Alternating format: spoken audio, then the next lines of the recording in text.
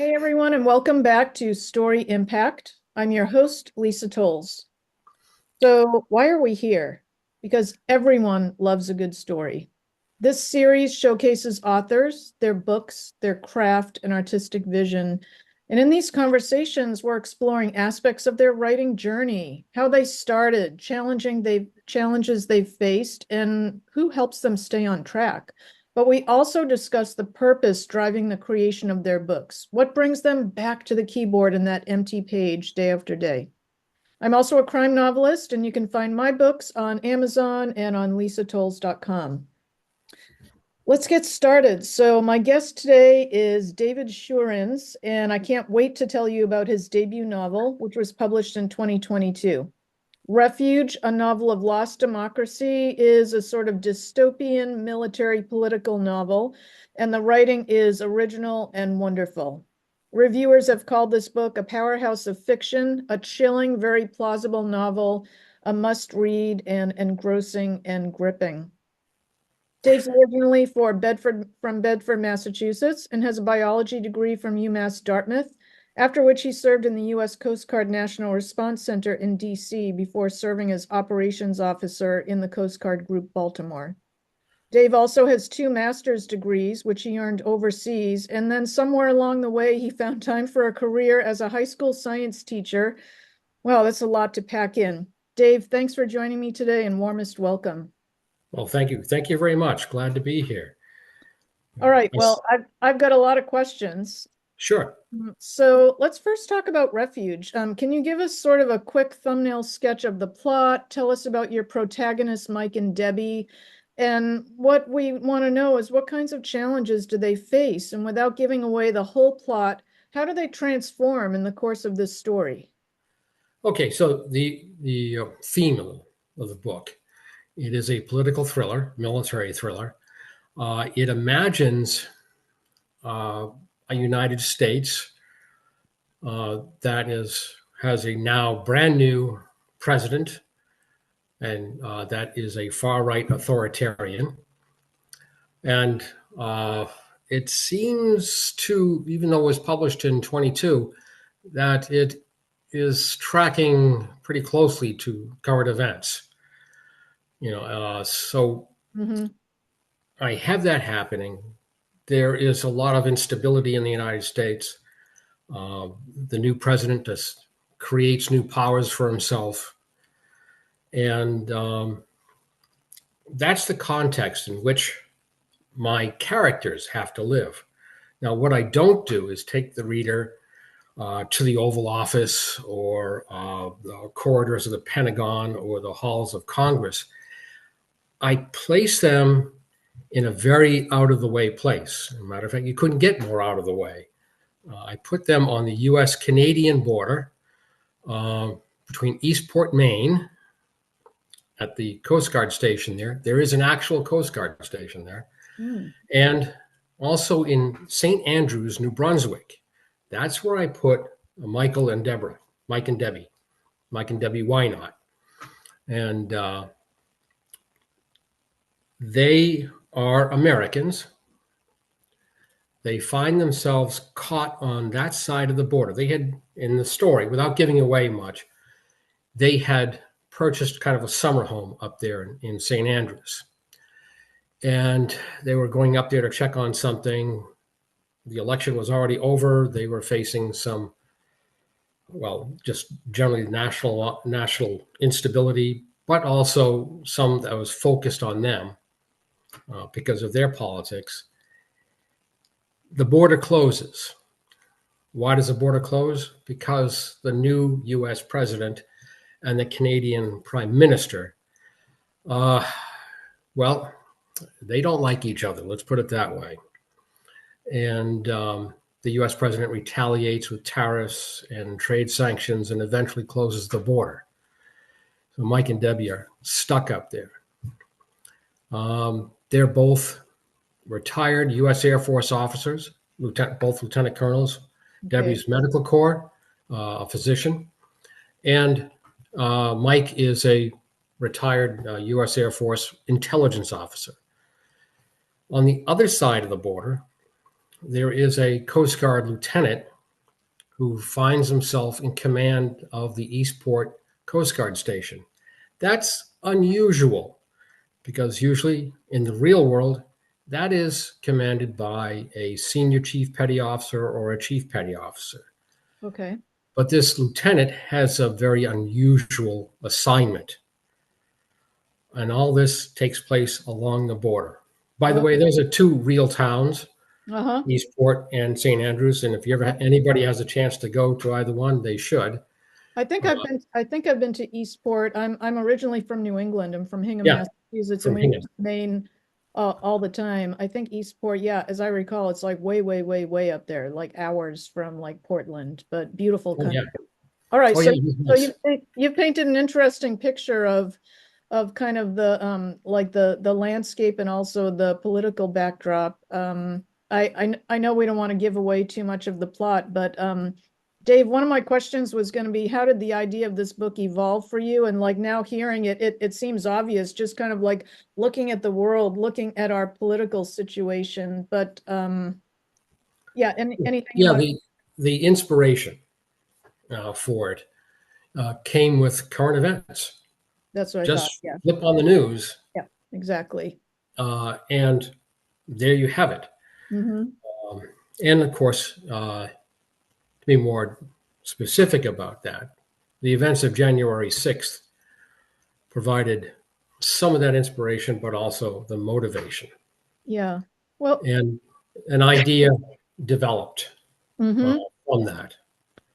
One thing I was curious about is why fiction and why not nonfiction? Any thoughts about how that evolved for you? I don't know if you were wanting to write a book for a long time and you had this planned, but yeah, there are lots of ways that you could have taken this story. Why fiction? Um, it was more suitable for what I wanted to have happen. Mm. Uh, the idea of writing a book has been with me for some time, but I thought I could do it, and I wanted to give it a try, particularly because suddenly I had the opportunity with retirement and the COVID lockdowns and the pandemic. Well, Mm. certainly set aside some time. Uh, Fortunately or unfortunately, I wouldn't be able to play much golf during that time. And frankly, I didn't care. I was rubbish at that anyway. So I wanted to put my time towards something. And I'll tell you, when it really hit me when I could hold that book, Mm. Yeah, I was going to ask you to this hold it book, up. There it is. Okay. okay, Yeah. and I could hold that first copy in my hand. Mm. I made this, you Yeah, know, that's pretty heady stuff. it And is. so it was all worthwhile. Wow. Well, congratulations. It's a huge accomplishment. It's gotten some good reviews too. So It got some great reviews. I was reading those in the beginning. That's only like a tiny fraction of them. Yeah, and I've read about the first third of it, and it went fast, and the writing's excellent. And well, thank you. well, Yeah. I have this theory that there's no such thing as fiction. You know, you've talked about kind of our current like political landscape and the backdrop of this story, and also Mike and Debbie are have military careers. You and your wife Kathy have military careers. I think Kathy is a doctor or has medical She training. retired Air Force Lieutenant Colonel, Medical Corps, MD. Wow. You Okay. know, so Okay. yeah, So there's a lot that's not so there's a lot of nonfiction woven into this fiction, and I think that's really cool. yeah. It's a couple people have a kind of used the name Tom Clancy with Mm-hmm. Mm-hmm. this work. Mm-hmm. Okay, well, fine. He's obviously written far more. Well, he's not writing anything now, but he has written far more stuff than I did, and he was always complimented on the technical accuracy of his writing and the subject matter. Right. Uh-huh. Who were your kind of technical advisors when writing this? I mean, it's based on your own experience a lot of times, but did you have any people who kind of gave you specific advice on certain passages? Um, Editorial advice, yes. Technical aspects like the accuracy when I'm talking about the Canadian Security Intelligence Service, where an important character comes from, or Mm-hmm. the Coast Guard or whatnot. I just consulted Mr. Google. Mm-hmm. Uh, Mm-hmm. that you can get a lot of open source material Right. that uh, is very useful. Right. And you just weave that into the story. Mm-hmm.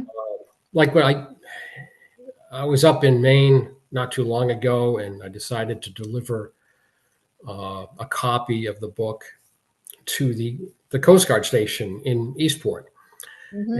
and so I had to get myself buzzed in and all that kind of stuff.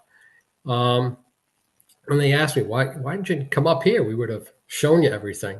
That was during COVID, and I would have been a bit of a bother, to Yeah. do that kind of thing. Oh, right. So I Right. relied a lot on the internet, Yeah. on websites to do the research. Yeah. I'm sure a lot of us did during COVID too, because we pretty much couldn't leave our houses. Yeah. So You certainly did something productive during that period of time. So kudos to you for finding a thank way. you. Thank you. So as you know, the publishing path, I've been writing and publishing for a long time, and the path has changed, and it's gotten like simpler, but also more complex in some ways. I'm curious about your perspective about what aspects of the publishing landscape have been the most challenging, or what's been the most rewarding, looking back on the publishing of your first book. Well, I'll tell you, I had a story in mind. I started writing, but I didn't really have an idea of how the publishing industry worked. So I talked to a few people. I joined the Association of Rhode Island Authors, and Mm-hmm. talk to fellow authors, and you get a feeling for what you're doing. Mm-hmm. Um, and someone suggested that I go see Steve Porter over at Stillwater Books or Stillwater River Publications. They're here in Rhode Island, and they are a kind of a hybrid publishing firm. Mm-hmm. And so I went and talked to him, and we talked about the various pathways to publishing, Mm-hmm. and from the vanity type things where you just pay the fee and they'll put anything out, and where he provides a mix of different services, like an a la carte menu, Mm-hmm. and to get you onto Amazon and turn it into a Kindle version and stuff like that. To Mm-hmm. the straightforward, send the book to a literary agent and hope they can take it to a traditional publishing house. But I Mm-hmm. decided on Stillwater. Mm-hmm. One, they had a good reputation among the local authors around here. Mm-hmm. I found that they were on time and on target, Mm-hmm. everything they promised. And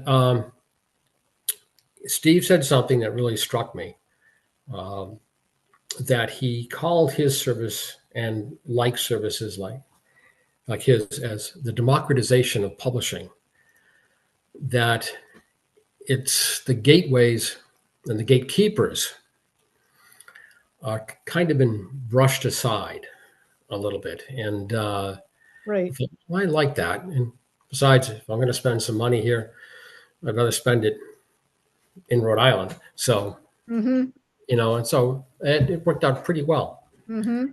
So, no, I did not, send off manuscripts to literary agents or anything like that. I just went straight for this. I wanted it a certain time that I wanted to get it published, and that's what we finally did. I think that's awesome. And I think those relationships are critically important for authors. Whether you do have an agent that you love who's promoting your books to major publishers, or you have a smaller or independent publisher that you're really close to and that you can kind of cultivate that familiarity where they know your work and they have kind of open channels for you. I think that's so important. So I'm so glad that you found that with Stillwater Books. Yeah, got lucky. Let's so let's go back in time now, and I'm curious, what parts of your early life do you think prepared you for what you've learned on the writing path so far? I had never written anything this extensive before. So if you were look at my resume, There's not really a big hint that, oh yeah, he's going to be a novelist someday. There's nothing like that. Been complimented on my writing in the context of where I worked and so forth, whether it was from Coast Guard to teaching or whatnot. But, there's probably would have been no signal that, yes, he's going to write a book. No, I'm not a historian. I don't have that background. My background is mostly in education. I don't know. I decided just to do it. Good for I you. guess it worked out. I think so. I want to hear about what else you're writing. Do you have other books that are planned or something that's in progress right now? What do you got? Well, let's see. This. Okay, excellent. That looks like a first draft, maybe. Yeah. A couple of people looked at it. I've used their feedback, so I'm going through it again. Right now, it stands at about 102,000 words. Okay. It is a different subject matter. I've had a couple of people recently ask me if I was going to do a sequel to Refuge. That's what I was wondering. Yeah. I said, "Oh no! Now you've committed me to that because now that idea will never go away." Right. But and I'd have to. Yeah, it could be done anyway. But the next one is about a writer who writes something that gets people very upset. A certain element, let's say, upset, and they go after him.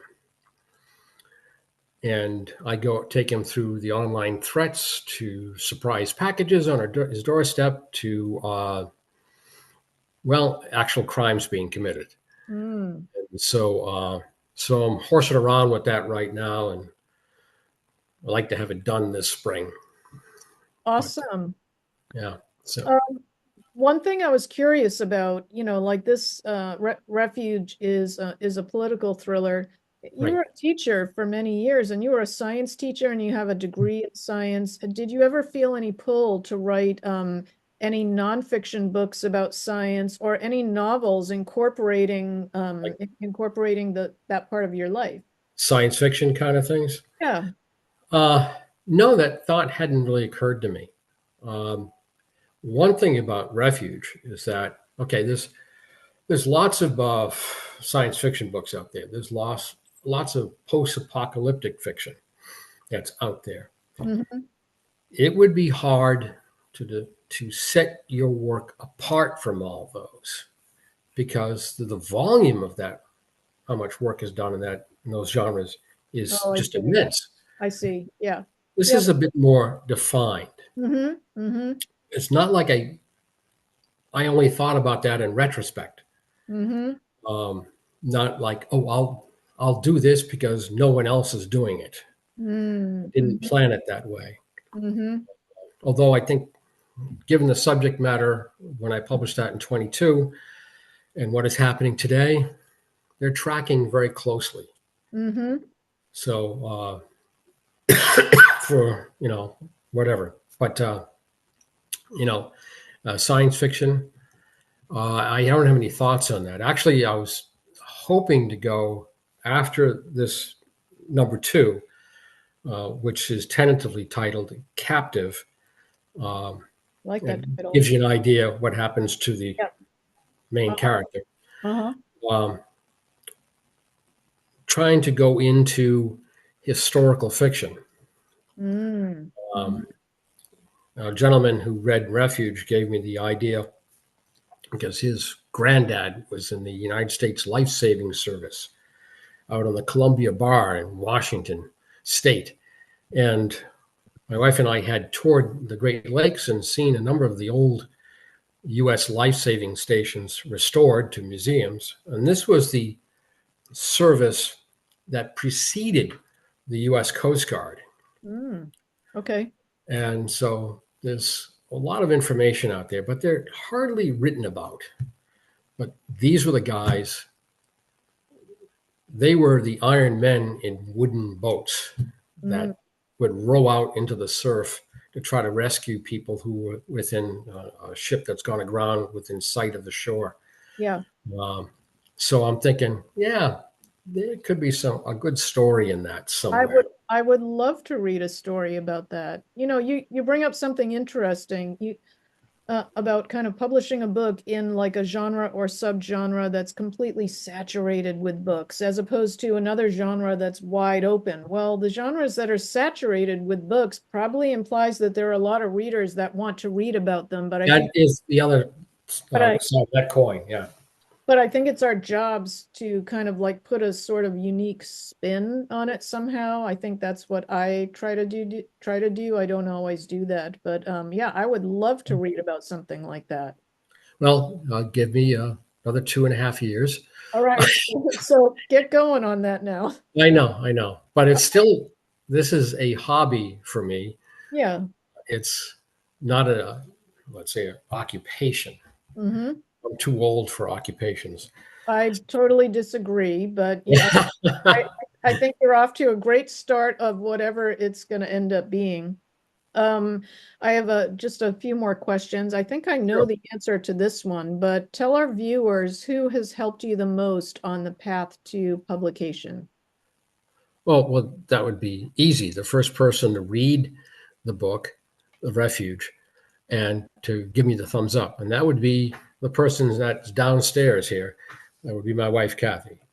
Uh, when she said go, that was the big thing that sent it forward. Hmm. Hmm. So, and then it was an editor who said, "You got the chops for it." That's a quote. And all right, okay, that's nice. So yeah, that you need. I mean, you can find the publisher, you can maybe find the literary agent, they can find that kind of stuff. But what you really need are people who will say, "Yep, this is good. Let's go," Hmm. Hmm. to give you that motivation. Oh, absolutely. And I like the word chops that your editor used. You have the chops for it. I hear that and I think kind of writing facility, the writing ability, like the voice, maybe that's that sort of elusive thing that no one can Yeah, ever describe, but you know it when you see it. You know what I mean? yeah. I gave her the first chapter Mm-hmm. of Refuge, and she liked it a Mm-hmm. lot. Mm-hmm. That opens at an actual restaurant that's up in St. Andrews. Ah, Uh, nice. I sent them a copy of the book saying, "Hey, thank you for inspiring the opening scene." Uh-huh. And they were over the moon on that. So, Mhm. I've done that too. you know, Um, what would you want to tell first-time novelists as kind of advice or guidance on getting their first book published? uh, well, don't be too hard on yourself. You know, you try the writing, you look at it. You have to keep up a kind of a routine. It doesn't mean that you're going to be locking yourself in a room for 6 hours a day and writing. Mm-hmm. Hour here, half hour here, 2 minutes here, Mm-hmm. correcting something or Uh-huh. changing a word. Yep. That after a while, it adds up. Mm-hmm.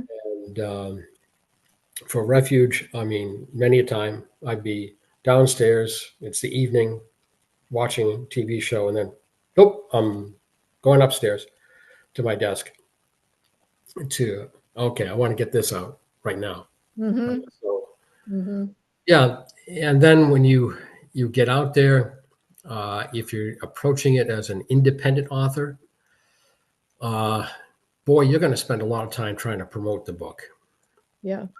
and there is no silver bullet in that. You try everything.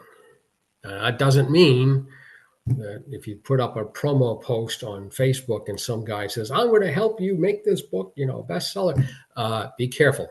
Exactly. Yeah. There And are and you will get contacted by people like oh, that. Yes. I've gotten contacted by hundreds, Uh-huh. Yeah. and it's always the same script. Mm-hmm. It's always the same approach, uh, Mm-hmm. and they always seem to exaggerate their possible impact because they're looking for money. So you have to be careful. Good advice. You know what occurs to me as you say that, this is what's different, I think, about the publishing landscape now as opposed to like 15, 20 years ago. There are a lot of channels open now that are available to anyone. Right. There's like no entry barrier. Anyone, literally anyone, can set up like an Instagram account, Facebook, Twitter Right. X, Threads, LinkedIn, and they all have different specifications. They're all free, and Yeah. you can kind of gather your following. That's sort of the tricky part, I Yeah. guess, to collect people who care about what you're doing, but you can promote your book on all of those channels, and you do Oh it yeah. in a different way depending on where you are. Oh yeah. Don't forget Blue Sky. That's an emerging thing too. Yes. But Uh-huh. yeah, I like the word free. You Mm-hmm. know, try to find those places where you can present your book. Mm-hmm. And and one way of getting that done too is if at least my experience with the Association of Rhode Island Authors, Mm-hmm. being part of that, you get word of book events, Yep. opportunities to sell your book live, Mm-hmm. Mm-hmm. to live customers, and Mm-hmm. sign the book for them. Yep. That's always nice. I've gone to ones that are at farmers markets. Mm-hmm. Last Saturday was the big Super Bowl of the organization, the big book expo, way over 100 authors and all that kind of stuff, and went to that. And then Awesome. there's, that was nice. So I've done quite a few of those things. And, you know, and then there's, looking at the independent bookstores too, and maybe you can get a consignment deal. Yep. I've Or, done or that. yes, independent bookstores and also chain bookstores too. I mean, like if your books are available through Ingram, you can get your books in Barnes and Noble, and maybe they'll even order them from the store too. So Yeah. it sounds like you're doing everything that you need to do as a first-time author to create a quality book, get the editorial reviews, and basically put it out there in the Yeah. places where readers are buying them. And I think that's Well, key. I'm still waiting for HBO or CBC to pick up the book. I haven't called you yet. No, I haven't gotten that miniseries contract yet. That All would right, be well, nice. we'll keep going. Maybe your second book will get you there, but I'm really excited to finish reading Refuge, and I'm really excited to hear about your next book that's coming next year. Dave, tell us where folks can buy your book. Well, we can start with where we buy everything else in our lives, Amazon. Yep. Mm-hmm. So if you just Google Refuge and my last name, Schoorens, you'll find it. Okay. Again, here, so people can see.